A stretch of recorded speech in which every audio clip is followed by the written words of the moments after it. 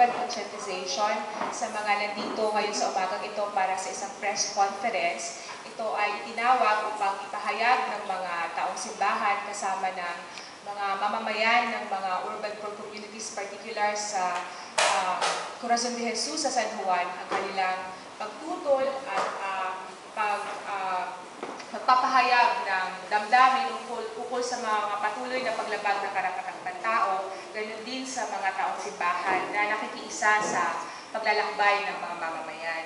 So, sa umaga pong ito ay magpapahayag pareho ang mga taong simbahan at ganun din ang mga mamamayan mula sa Corazon de Jesus. So, mauna po ang mga taong simbahan.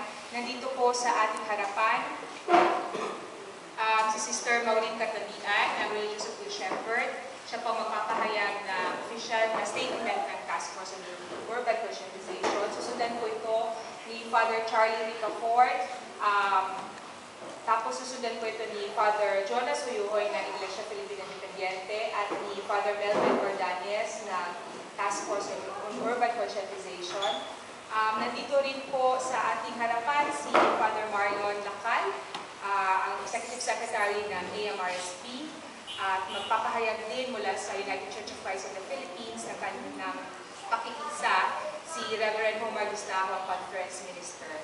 Para po sa mga organisasyon ng mga mamamayan, nandito po sa ating harapan at inyong mga kapatid din mula sa Corazon de Jesus, si Ate Tess Bacolod at si Arnold Rapique ng sama na si DJ, at si Mr. Carlito Bajon at si Ms. Dinay Palagay.